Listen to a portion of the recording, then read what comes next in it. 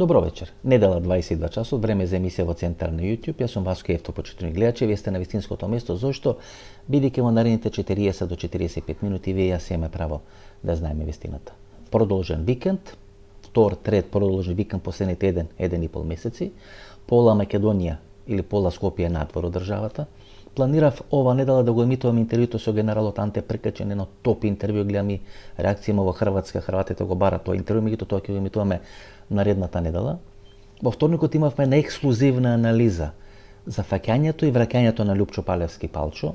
Огромен број на гледачи реагира дека таа емисија требала да биде наменета за сите гледачи, не само за тие кои се мембари, а тоа се гледачи кои плаќаат месечно 150 денари и може да ги гледаат тие политички анализи, тие истражувања, безбедносни секакви други проценки. Вторник 2 часот и 30 минути и направивме некаков меѓу договор. Во четвртокот, значи некаде пред 3 дена, направив политичка анализа која беше наменета за сите, односно за мембарите, луѓето кои плаќаат 150 денари, кај што збирно ги анализиравме сите политички процеси во Република Македонија со работен наслов Дупло голо на Бранко Царенковски. На тој начин тоа е бонус за мембарите, а за возврат таа емисија за мембарите кој беше во вторник 20 часот и 30 минути ќе ја презентираме сега да може да погледнат сите гледачи. Имаше многу реакции дека треба да е цената многу помала, дека цената 150 денари е многу скапа, дека треба да биде 50 или 100 денари. Па еден помфрит во една обична продавница или во обичен киоск чини повеќе од 100 денари. Кога и во која држава мозокот, човечкиот памет, анализата, предвидувањата и кажувањата што ќе се случи е поевтино од еден помфрит. На крајот на денот, со тие 150 денари, не добивате само емисии, анализи кои што не може да ги добиете на нито едно друго место, туку ја поддржувате работата на продукција Ефтов, нова емисија на порталот во Центар. Бидејќи има две можности. Едната можност е вие да зависите од политички партии, од влада и од држава и тие да ви ги финансираат проектите и ние тоа не сакаме. Јас тоа не сакам да го правам. И втората можност тоа да го прават гледачите кои се во финансиска кондиција да помогнат во работењето на емисијата во Центар. На крајот на денот, секој одлучува, како велам, за едно кафе од 150 денари, вие добивате месечно најмалку 4 анализи и со тие 4 анализи имате многу повеќе информации за тоа што се случува во Република Македонија и врз база на тие информации да може да проектирате што ќе се случува во наредниот период. За луѓето кои се мембари и кои во вторникот ја изгледале оваа емисија и за вас кои првпат ја гледате оваа анализа, фаќањето и враќањето на Лјупчо Палевски Палчо, по завршувањето на оваа анализа, бидејќи целосно ја презентираме така како што беше презентирана во вторникот, ќе има 5 до 7 минути посветено на Иран, падот на хеликоптерот, смртта на председателот на Иран и нешто 2 до 3, евентуално 4 минути Украина, Русија и што ќе се случува на украинскиот фронт. За Русија и за Украина многу пати сме анализирале, многу пати сме кажале, за Иран ќе биде прв пат, така што погледнете 32 минути таа анализа посветена на Палевски, фаќањето и враќањето и подоцна околу 10 на минути посветени на Иран и посветени на Русија, Украина и руско-украинската војна. Добро вечер. Вторник 2 часот и 30 минути, време за вонредна политичка анализа. За вас кои се мембар се користите опцијата Membership на YouTube каналот Васко Евтов. Гледате една концентрација на домашни, регионални и меѓународни настани. Сакав малку нели да излезам од овие натрешно политички анализи, избори, па постизборни анализи, па што ќе се случи, па утре ќе има прегласување 5-та и 6-та изборна единица, може да дојде до одредено нарушување на таа изборна математика која беше направена после 8 мај. Меѓутоа, последните 2 или 3 дена на некој начин почна за често да се објават информации за Лјупчо Палевски Палчо. Го вратија минатата недела, е стардирано од Република Турција и почна да се профанисува целата таа работа. Сакав таа политичка анализа да правам во недела, во редовниот термин, недела во 22 часот, меѓутоа како што сега стојат работите, целиот тој процес ќе се испрофаниса, ќе се изнакажат, ќе се изнапишуваат и точни, неточни и секакви други информации, ќе се направи еден таков карамбол и на крајот на никој нема да го интересира што всушност се случило. Затоа вечерва ќе направиме вонредна политичка анализа која ќе биде посветена на фаќањето, на сите ексклузивни информации поврзани со фаќањето и враќањето на Лјупчо Палевски Палчо во Република Македонија. При враќањето на Лјупчо Палевски Палчо беше објавена една фотографија како е седнат во задниот дел на авионот, тоа е авионот на Turkish Airlines со кој е вратен во Република Македонија. Пред него се наоѓаат 5 припадници на Министерството за внатрешни работи, точно 6 припадници на Министерството за внатрешни работи беа испратени во Истанбул да го вратат Лјупчо Палевски Палчо во Република Македонија. И тие информации вие можете да ги видите во македонските медиуми. Меѓутоа, повикувајќи се на одредени информации и користејќи одредени извори во турската полиција, а изминатите 20-25 години сум имал секојаш добра соработка со Република Турција, со политичките, со полициските безбедностни структури во Република Турција. Еве е последната фотографија на Лјупчо Палевски Палчо. Ова фотографија е направена во аеродромската зграда, во делот на турската полиција, бидејќи на аеродромот, интернационалниот аеродром во Истанбул, има еден дел кај што е зграда на турската полиција, таму е направено примопредавањето на Лјупчо Палевски Палчо. Еве е последната фотографија. Ранец, гледате тука има одредени елементи, има тука некакви полначи, има некакви кабли и одредена црна торба, црна вреќа кај што се ставени работите со кои располага Лјупчо Палевски Палчо во моментот на фаќањето. Кога ги читавте изминатите 2 или 3 дена македонските медиуми, главна вест беше дека Лјупчо Палевски Палчо се вратил со плазма телевизор од Турција во Република Македонија. Па директорот на Шутка вели дека тоа било некаква информација, тоа било некаква контраверзна информација, нешто не секојдневно, дека Лјупчо Палевски Палчо со плазма телевизор е донесен во истражниот затвор во Шутка и дека тие тамо го примиле тоа, направиле каса примили, примопредавање и дека тоа било евидентирано во тој лист работи кој ги носел Лјупчо Палевски Палчо. При тоа не се каже дека тоа станал збор за мал монитор. Лјупчо Палевски Палчо во моментот на фаќање, кога излегува од градот Белкесир и се упатува кон градот Ерденит, всушност ке себе располага со 2 лаптопи. Еден лаптоп црн, еден лаптоп бел. Тие лаптопи кои се евидентирани и се ставени во пописната листа со тоа што располага Лјупчо Палевски Палчо, му се враќаат во моментот која е примопредавањето помеѓу македонската и турската полиција. Освен тоа, располага со еден трипод. Трипод тоа е еден столб со 3 ножички доле, со 3 столчиња доле и тоа се користи за снимање. Ние снимаме сега, например, на трипод. Кога се користи трипод, тогаш можете со апарат, Лјупчо Палевски Палчо располага со одреден апарат, вела дека е доста скап тој апарат, и со тој апарат тој планирал и кога е пребеган во Турција или кога сака од Турција како одредена дестинација да се префрли некоја друга дестинација, да може да користи тој трипод и може да користи тој апарат за снимање дали на одредени подкасти, дали на одредени сториња, дали на одредени рилови, небитно. Значи располага со хард диск, располага со мобилни телефони и располага со 1200 евра. 1200 турски лири. Нели ви кажа во оние информации кои беа пренесени во македонските медиуми дека располагал со некакво количество на евра и некакво количество на турски лири. Точно располага со 1200 евра. Тие 1200 евра му се испратени додека се наоѓа на територија на Турција. Значи погрешно на информација која е пласирана во македонските медиуми дека преку Western Union средствата од Швајцарија му се префрлени додека бил во Белград, не, средствата од Western Union преку Швајцарија, преку Женева му се префрлени кога се наоѓа на територијата на Турција. Во моментот на приведувањето, тоа е 5 декември 2023 година, Лјупчо Палевски Палчо располага со 1200 евра и со 1200 турски лири. Тоа количество на 1200 турски лири е некаде адекватно на околу 2000 нешто денари по македонски курс. Нели бидејќи во Турција има на висока инфлација и секојдневно се менуваат тие паритети помеѓу турската лира, доларот, еврото и македонски денари. Значи тоа се информациите како во моментот е фатен Лјупчо Палевски Палчо и како е направено примопредавањето. Можевте да видите фотографијата. На таа фотографија се гледа Лјупчо Палевски Палчо видно ослабен, видно остарен, во некакви црни фармерки, Адидас патики, еве го неговото ранче, еве црната вреќа во која се наоѓаат двата, кај се наоѓаат хард дисковите, кај се наоѓаат полначите, кај се наоѓаат мобилните телефони, еден таблет располага Лјупчо Палевски Палчо, мал монитор кој тие го нарекоат плазма телевизор, еве ова кошула црвено со црно, со некои риги, кошула црно, видно ослабен Лјупчо Палевски Палчо. Ова е фотографија од турската полиција во моментот на примопредавањето на Лјупчо Палевски Палчо. Тоа се случува на 15 мај оваа година, некаде околу 16:30-17 часот, кога македонските полициски структури го презимат Лјупчо Палевски Палчо и го враќаат во Република Македонија. Парите се префрлени од Женева, од Швајцарија. Шифра Трајче Петрушев, така е познат на социјалните мрежи, или алијас шифра Бојан од Битола. станува збор за едно дете кое студирало во Холандија, сега работи во Швајцарија, веројатно има блиски релации со одредени проруски структури во Швајцарија. Тоа беа тие две линии кои користеше Лјупчо Палевски Палчо изминатите 5 или 6 години после оние настани на 27 април во македонскиот парламент 2017 година, операција Атлантис, како што тој ја нарекуваше, едната структура, исландската структура која ви се вклучува во целиот овој процес со она возилно кое поклонува на партијата на Лјупчо Палевски Палчо, и втората е швајцарска структура која, гледате, ги префрла овие средства дека тој се наоѓа во градот Белкесир. Има 3 аеродроми на територијата на Истанбул. Едниот се наоѓа на европското тло или во европскиот континент, второто се наоѓа во азискиот континент и третиот е поранешниот Кемал Ататурк аеродром, кој сега претворен во карго аеродром. Примопредавањето се прави на Истанбул International Airport, значи на Истанбулскиот меѓународен аеродром, значи тоа се помеѓу 6-тиот и 8-миот гейт, помеѓу 6-тиот и 8-миот излез.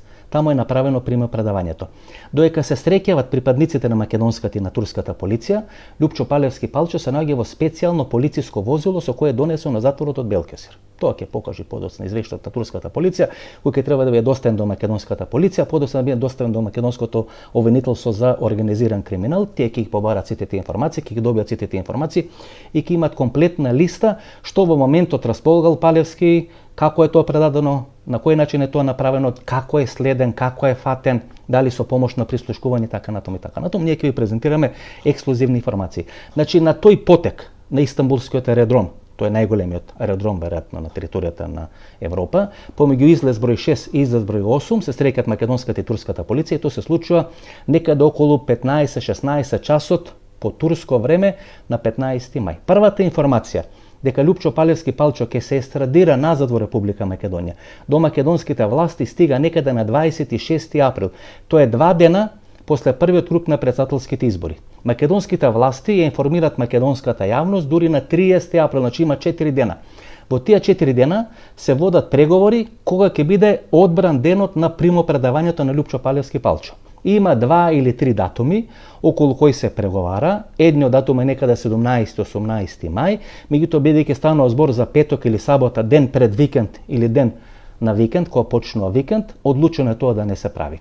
Во првичната фаза, тоа е некаде јануари, има оперативна акција Лјупчо Палевски Палчо да се врати назад во Република Македонија со помош на државното или со помош на владиното авионче.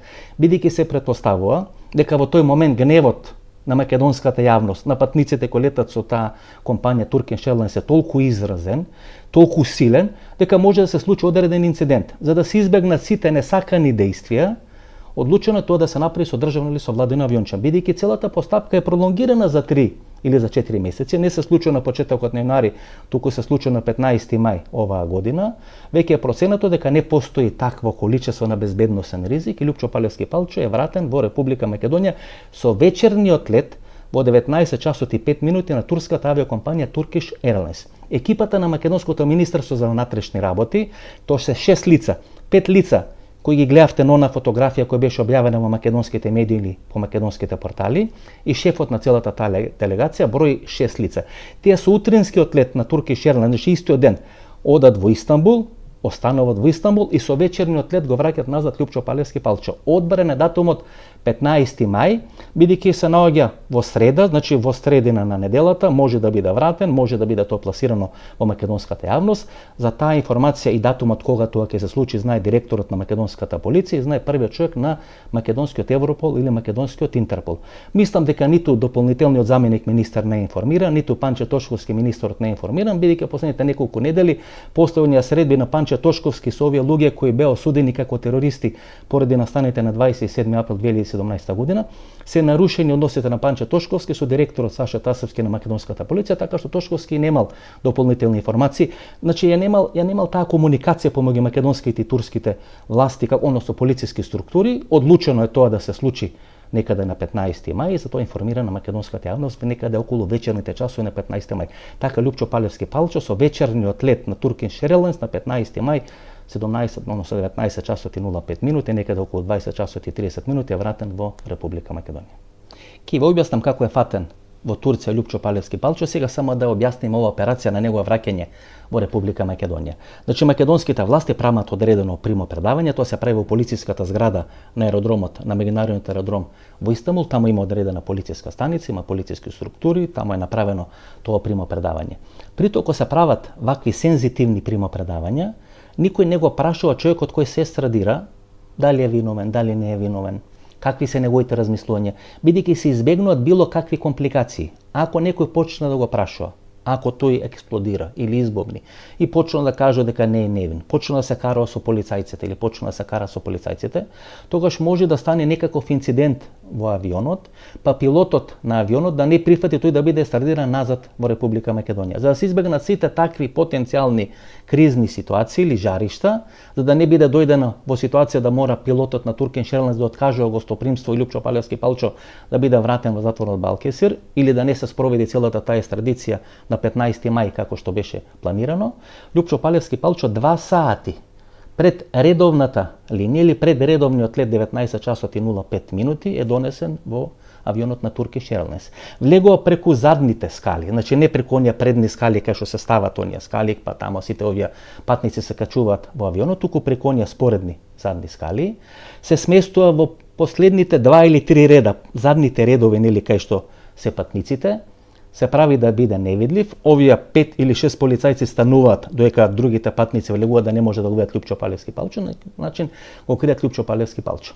Во текот на целата таа процедура, која трае неколку часа, од моментот на примопредавање до моментот на носење во авионот на Turkish Airlines, Лјупчо Палевски Палчо повторува 3 или 4 работи, тоа се информации кои доаѓаат од турските полициски и македонските полициски структури врз база на сите телефонски разговори кои се им направили изминатите 7 дена. И овие се ексклузивни информации кои никој во Република Македонија ги нема пласирано. Ни на македонските медиуми, ни на македонските портали, ни на македонските телевизии. Вие како гледачи или како мембари на YouTube каналот Васко Ефтов, ексклузивно оваа информација вечерва ги гледате или вечерва се презентирани пред вас. Лјупчо Палевски Палчо повтора 3 или 4 работи. Дека тој не учествувал во убиството ни на Панче Жежовски, ниту на Вања Ѓурчевска, посебно се фокусира на Вања Ѓурчевска, меѓутоа никој не му фаќа разговор, никој воопшто не комуницира со него. И тоа повторува онаа теза или онаа реченица која се кажав некаде пред 2 месеци, каква е маршрутата која Лјупчо Палевски Палчо е кажал посредно преку своите адвокати кога има некоја посредна комуникација преку апликацијата Telegram со македонските полициски структури. Дека во моментот на убиството тој наводно бил во филијалата на Халбанка. Тоа е некаде Бунјаковец позади. Ајде да не ја прошируваме таа плика, значи тоа е првата секвенција која кажа Лјупчо Палевски Палчо. Второ, дека Оливер Спасовски го местел за некакви пари од Србија или од Белград. Видете, тие структури секогаш ќе бидат полни со самодоверба. Тие воопшто нема да ви остават сомнеш, така функционираат тие структури. Да не ги дефинираме социопатски или како ќе ги дефинираме тие структури, тие се полни со самодоверба.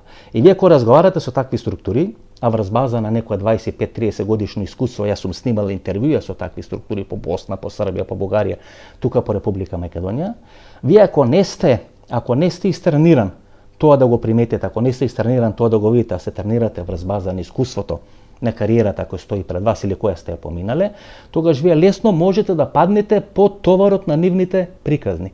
Третата работа која кажува Лјупчо Палевски Палчо, дека Ердоган направил супер држава, дека направил организирана држава, дека затворот во кој бил во Балкесир, дека бил многу организиран затвор, и дека таму се знаело редот и поредокот.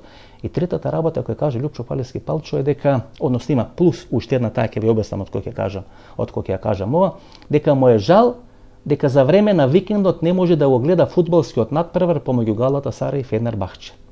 Значи 2 или 3 дена после екстрадицијата на Лјупчо Палевски Палчо назад во Република Македонија, требаше да се игра големото турско фудбалско дерби помеѓу Галатасарај и помеѓу Фенербахче, дека Лјупчо Палевски Палчо жалел бидејќи во затворот или во притворското одделение во Шуто Оризари или во Шутка тој не би можел да го гледа тој фудбалски натпревар, значи тоа жал.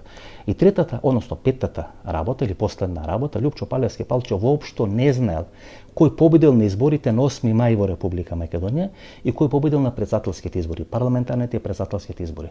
Тој бил видно изненаден кога му кажале дека ВМРО-ДПМН освоил 59 пратеници и бил видно среќен дека ВМРО-ДПМН со 59 пратеници конечно е поразил СДСМ, односно бил многу повеќе среќен дека бил поразен СДСМ, а не дека победила ВМРО-ДПМН. Втората работа која прашал колку пратеници освоила Левица и третата работа како поминал Максим Димитриевски. Што ќе рече дека Лупчо Палевски Палчо, дојка се наоѓа во затвор во Турција, не располага со интернет, значи не располага со можност да ги следи изборните разврски во Република Македонија, така што тие писања кои тој ги има праќени до македонската јавност, првото, па второто писмо на Лупчо Палевски Палчо, како тие стигат, дали преку адвокатот, дали воопшто ги има напишано или ги има направено или ги има доставено на Лупчо Палевски Палчо, тоа ќе треба да открие истрагата тука во Република Македонија. Значи на тој начин, ова се сите ексклузивни информации, како Лупчо Палевски Палчо во тој процес на примопредавање помеѓу турската и македонската полиција е вратен назад во Република Македонија. Некаде околу 19, односно 20 часот и 30 минути тој слетува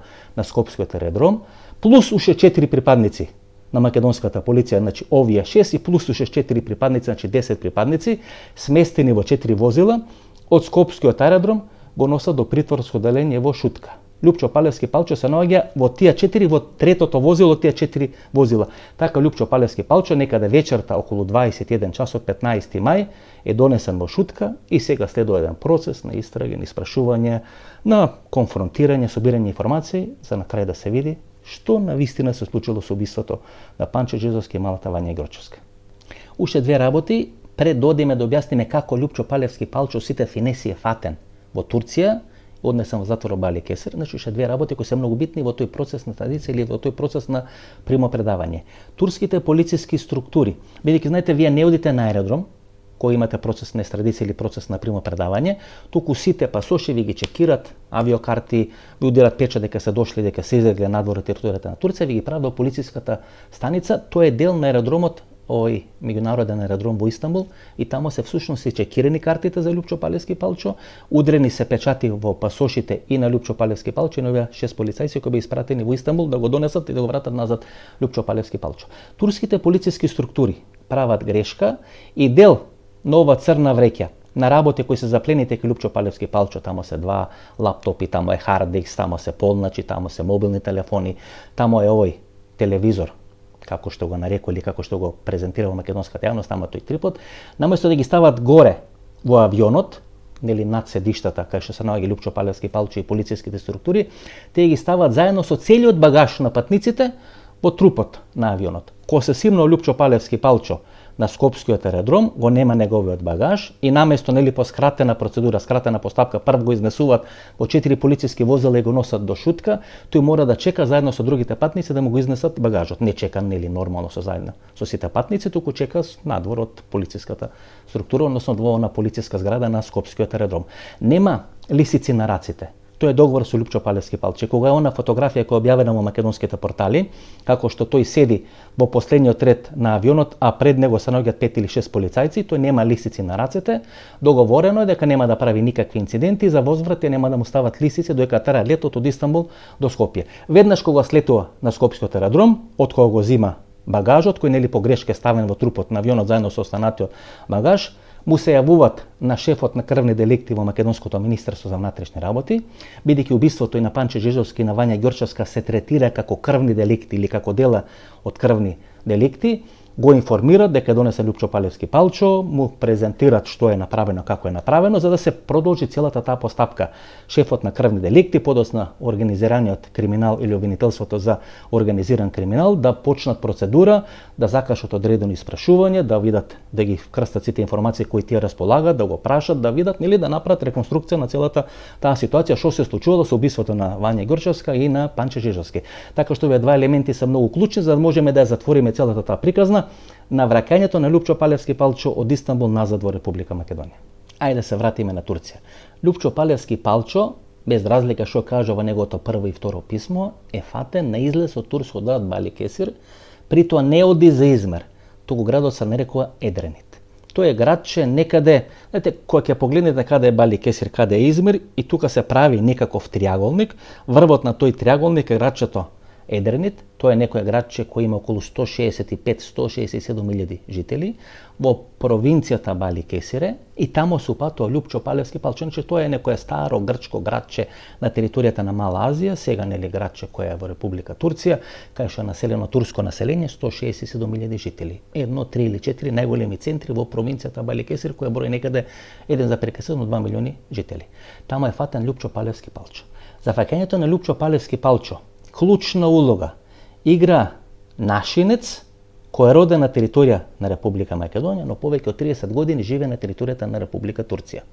Шифра Шабан, еве нека биде Шифра Шабан, потекнува од делот на Прилепско или Прилепските села. Лјупчо Палевски Палчо пред да биде уапсен со овој човек со Шифра Шабан, воспоставува комуникација преку некакви негови или преку некои негови пријатели кои живеат во Велес. Гледате, таа велешка врска е многу изразена.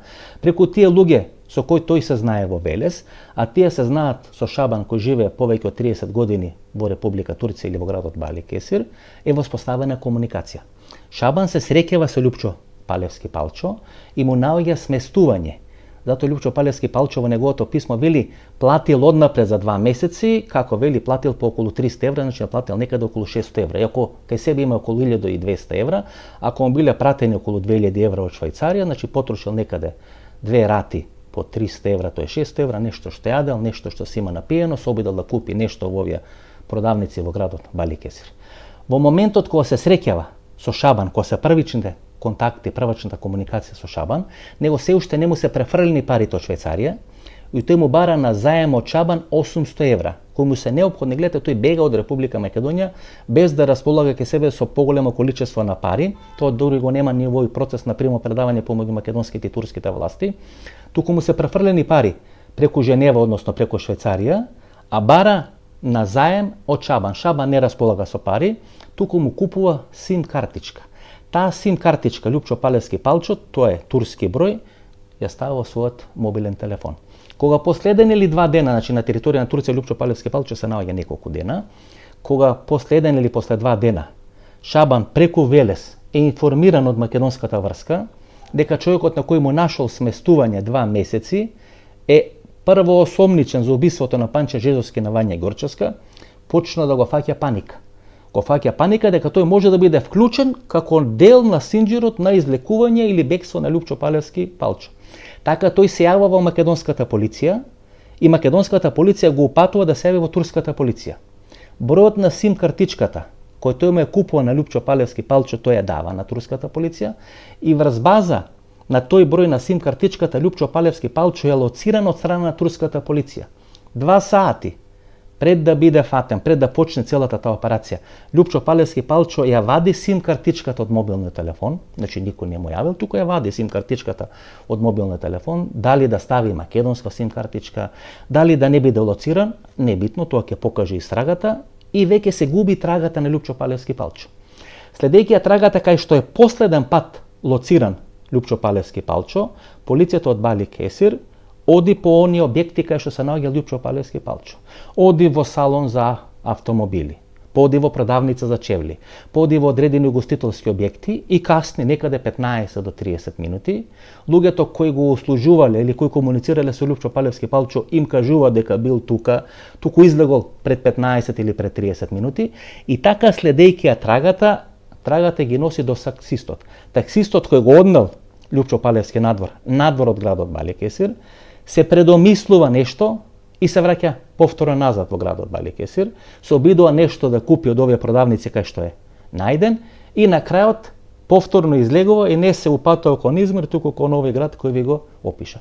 Тоа е траекторијата на Лјупчо Палевски Палчо. Така е фатен Лјупчо Палевски Палчо од страна на турската полиција. Со помош на нашинец, роден во Македонија, пред 30 години емигрирал во Турција, тамо живее повеќе од 30 години и неговата шифра е Шабан. Така завршува таа турска епизода на Лјупчо Палевски Палчо. Фатен е, однесен во градот Бали Кесир, тамо се наоѓа некаде околу 4 нешто месеци, значи некаде од 5 декември до 15 мај, односно што ќе рече околу 5 нешто месеци, и сега веројатно ќе стане одредена драма. Ќе почнат спинување на многу информации, многу полувистини, лаги, значи ќе се контаминира целиот тој процес, бидејќи единствена шанса нешто да се направи, да биде контаминиран целиот тој процес. Ние во целата таква ситуација ниту не треба да глумиме некакви истражители, приватни истражители, да пласираме одредени непотврдени информации, да почнеме да каниме одредени лица кои ниту лук јале, ниту лук мириселе во врска со целиот овој случај, бидејќи ако се контаминира целиот тој процес, тогаш на крајот нема да се знае кој јаде и кој пие. Според информациите од Шутка, Лјупчо Палевски Палчо планира да пишува мемуари. Има сега, го има целото време на овој свет на располагање, планира да пишува мемуари и предпоставам дека во тие мемуари ќе напиши се и се што. И тоа ќе бидат некои од оние мемуари слични на рибарските приказни. И знаете, овој народ многу повеќе верува во една зашекерана лага отколку во горчлива вистина, и во една таква конфигурација на односи наследно може да ни се случи целиот овој процес да излезе надвор од контрола. Знаете, на крај на денот ние повеќе ќе веруваме во лагите, бидејќи не може нешто нормално да се случи во наводници. Како може нормално да биде ова или да се дефинира како нешто нормално кога има две жртви, Вања Ѓурчевска, 14 години стариот Панче Жижовски, меѓутоа не сакајќи да веруваме во властите, дали се СДСМ, дали се ВМРО, тотално небитно, ние ќе веруваме во рибарските приказни. Секоја сакаме да веруваме во тоа што е скриено, тоа што е задкулисно, тоа што е алтернативно. Така што овие мемуари и овие приказни кои ќе бидат пласирани, со кои ќе бидете бомбардирани во наредниот период, бидејќи гледате клучната приказна која се поврзува со враќањето на Лјупчо Палевски Палчо, дека тој од Турција донел плазма телевизор. И вие прво што ќе помислите дека ставно збор за некој телевизор 3 на 2 метри, да го покриете цел зид, а стана збор за едно мало мониторче, како мало мониторче на компјутер кој е ставено во таа црна кеса која ве презентирав на она фотографија која е направена од турските полициски структури во процесот на примо предавање на Лјупчо Палевски Палчо со македонските полициски структури. Така што нас ке не чека еден многу гнасен, многу валкан процес, кај што сите овие структури намерно ќе му бидат ставени на располагање, ќе се пласират купишта на лажни информации. Нели па прво ве веле дека нема да биде фатен, па дека нема да биде вратен, па дека е поврзан со одредени полициски структури, па дека полицијата 32 години инвестирала во него, сега ќе го штити, па дека ќе го штити Верушевски, па дека ќе го штити Оливер Спасовски, па дека не знам ќе го штитат овие структури руски, турски, пробугарски, така натаму просрпски. Еве го врати Лјупчо Палевски Палчо. И сега ќе почнат сите тие информации од сите овие структури кои претходно нели ве бомбардира со тие лажни вести, и вие всушност најголеми жртви на тие лажни вести, дека им бомбардира дека тој невин, дека некој го мести, дека не е убил Вања Ѓурчевска, дека бил во Халбанка, дека дошле некои пари, дека се скарале со Оливер Спасовски за одредени пари, и тие се тие рибарски приказни. Мислам дека конечно е дека треба да станете отпорни на такви приказни. Изборите на 8 мај покажа дека ова јавност не е отпорна на такви приказни, но тоа е некој процес кој ќе треба да го изживееме, го живеат и Соединетите американски држави, треба да го живее Република Македонија. Значи Лјупчо Палевски Палчо ќе пише мемуари, едва чекам да ги прочитам тие мемуари, не дека верувам во тие мемуари, меѓутоа да видам каква ќе биде таа приказна која тој ќе сака да ја презентира на македонската јавност. Од денес веќе почнуваат тие процеси на носење во суд, на испрашување, обвинителство, крвни деликти, така натаму и така натаму, и во финалето на целиот тој процес конечно ќе треба да биде откриена вистината, каква е улогата на Лјупчо Палевски Палчо во убиството на Панче Жижовски и на Вања Ѓурчевска, тој е прво осумничениот. Само уште една информација.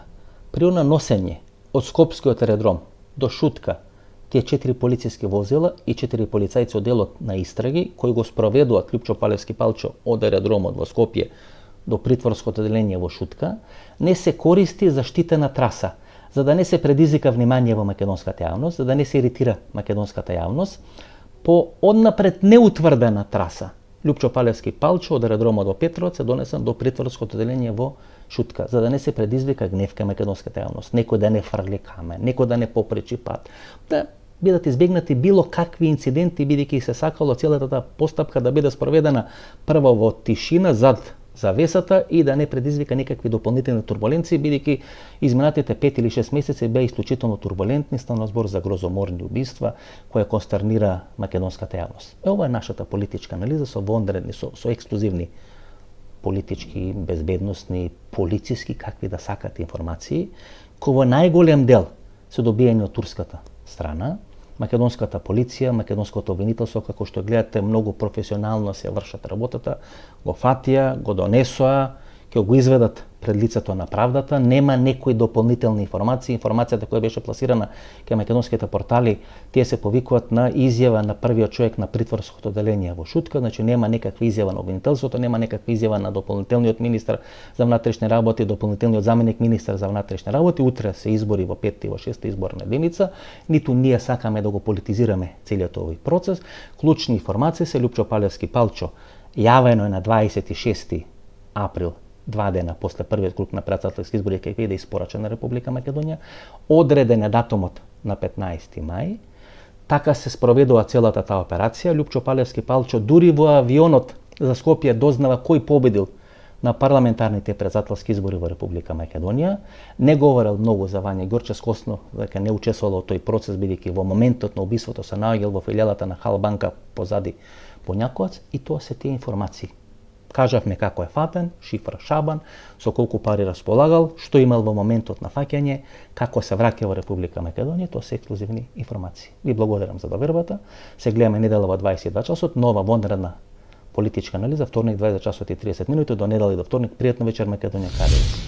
Ова беше анализата за Лјупчо Палевски. Гледате, ако имате средства, што пропуштате ако не сте мембар?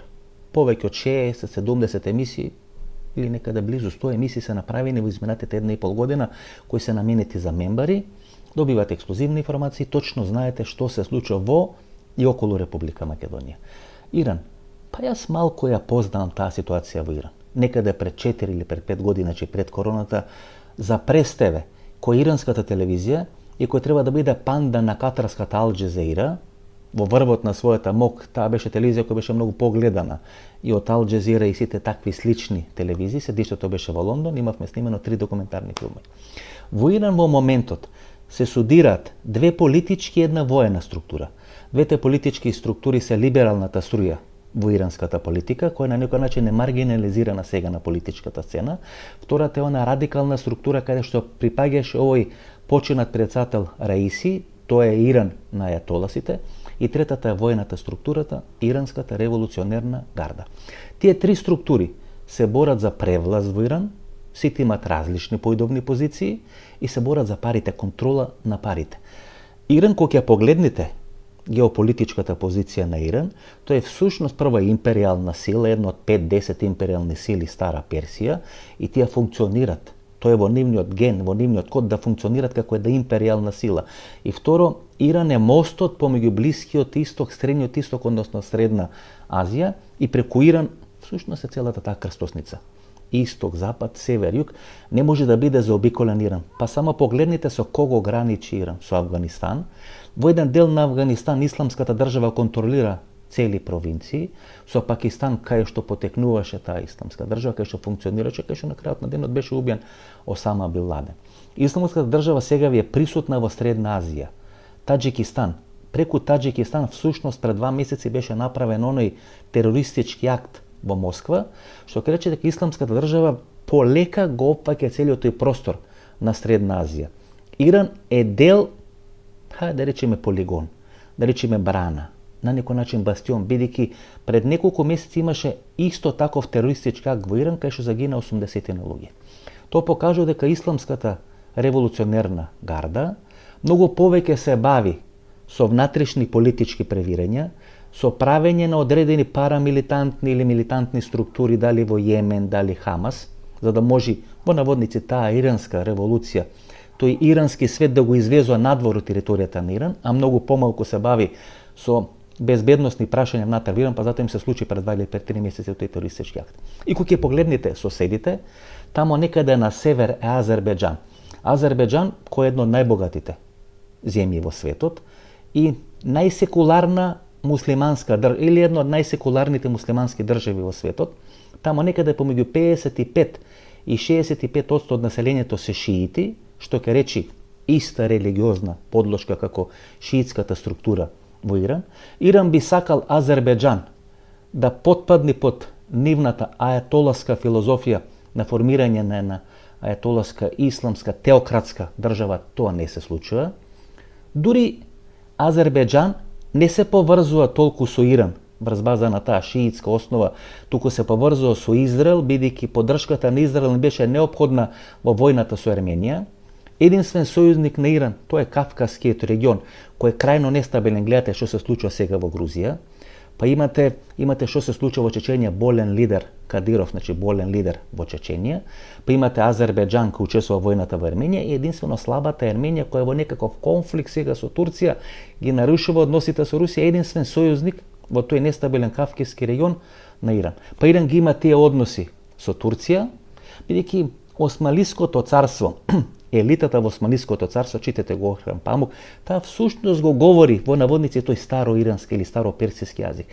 Елитата во Турција на некој начин сака да се поистоветува со иранската, со персиската елита, па дури престолот на Иран или на Персија во еден временски период беше чуван во Османлиското царство. Па имате целата таа шиитска структура, тој берлински шиитски зид кој требаше да го подели Блискиот исток, така и се случува војната во Сирија. Тоа е Сирија, кај што е доминантна некоја лавитска шиитска структура на властта, не е доминантна по бројност. Најдоминантна е во Ирак и имате Сирија, па и завршува со Хезболах доле во Ливан. И на тој начин, преку таа шиитска структура, тој шиитски берлински зид, Иран сака да го подели Блискиот исток и сите тие гасоводи, нафтоводи да бидат под контрола на шиитите, односно на Иран или на иранската револуционерна карта. Па имате Хамас, имате Јемен, хутите, кои се и вооружени, и кои се контролирани, кои се тренирани со помошната иранска револуционерна гарда. И кога ќе погледнете какво е влијанието, каква е инфлуенсата на Иран врз сите тие процеси, дали можело да се случи смртта или хеликоптерската несреќа на иранскиот председател да биде дело на американците или дело на Израел, мислам не.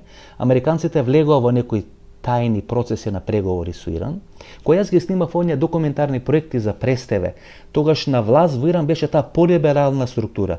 Првиот човек на Прес-ТВ, првиот човек на иранската национална телевизија требаше да биде министер за надворешни работи и во еден временски период од неколку месеци доаѓа до конфликт на таа порадикална и таа полиберална структура по развој на полибералната структура, која во тој временски период ги водеше тие преговори со Соединетите американски држави со одмор на проектот за нуклеарната програма на Иран.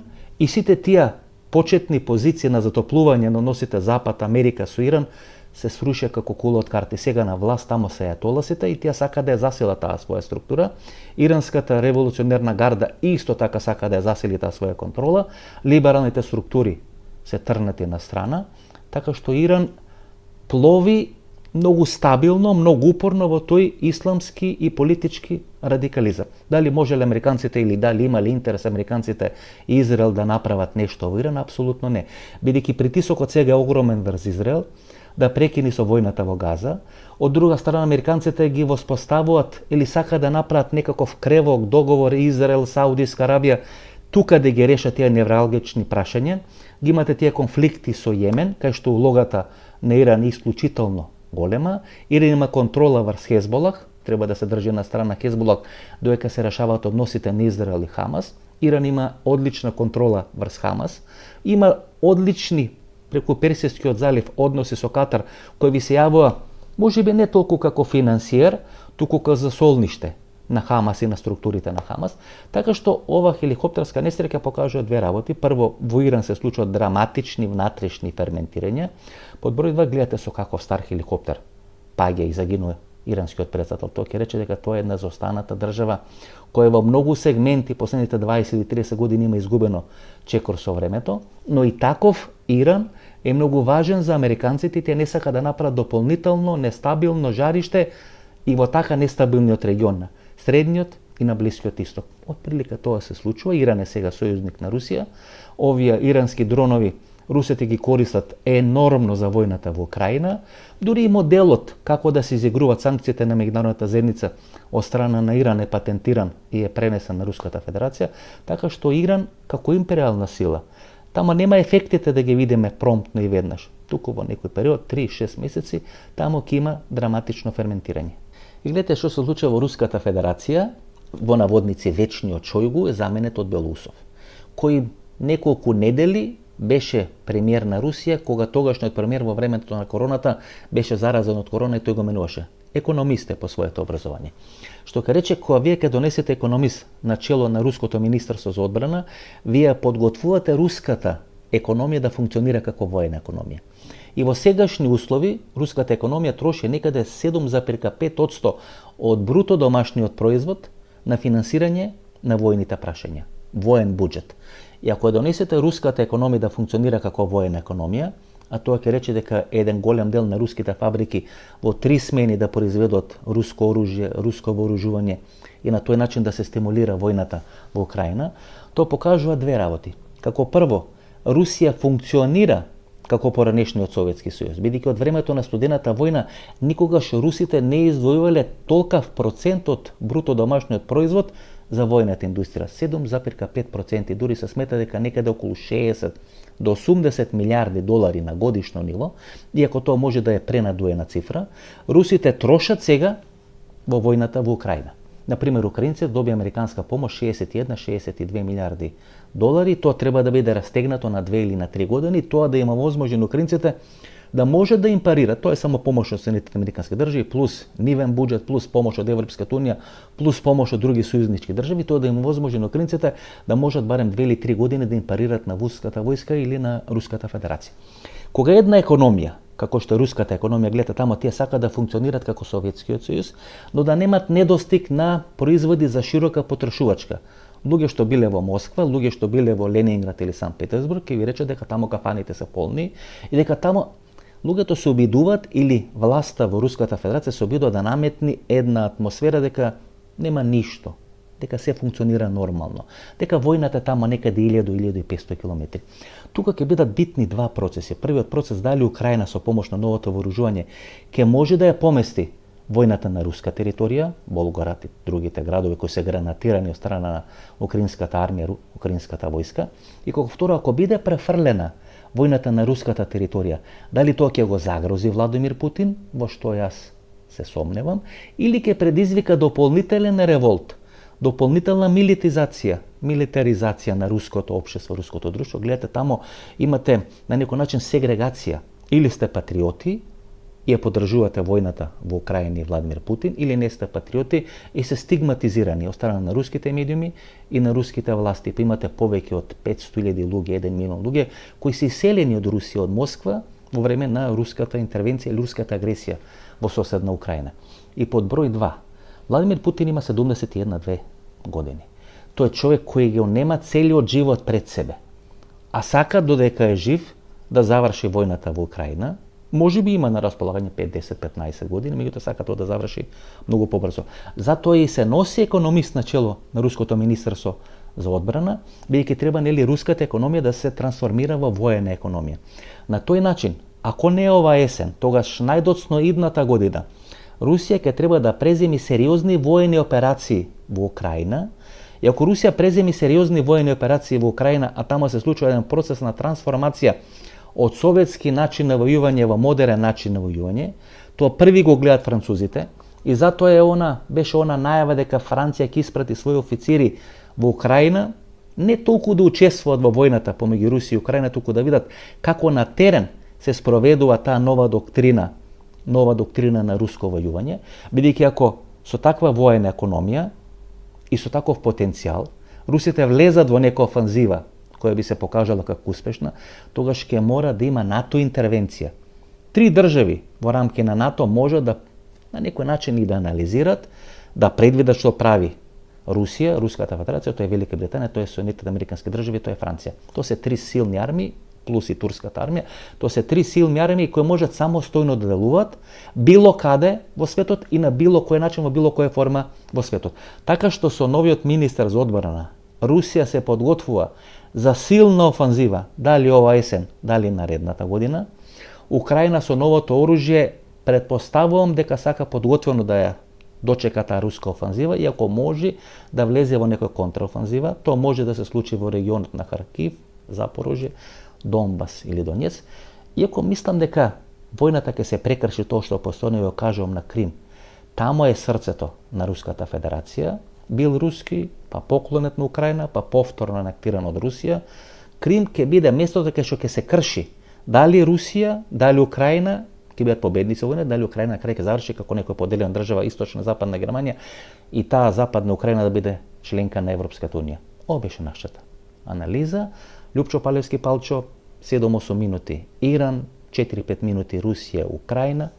Ново дружење за тие кои се мембари вторник 20 часот и 30 минути за вас интервју Анте Пркачи недела во 22 часот. До вторник и недела, пријатно вечер Македонија, каде да си.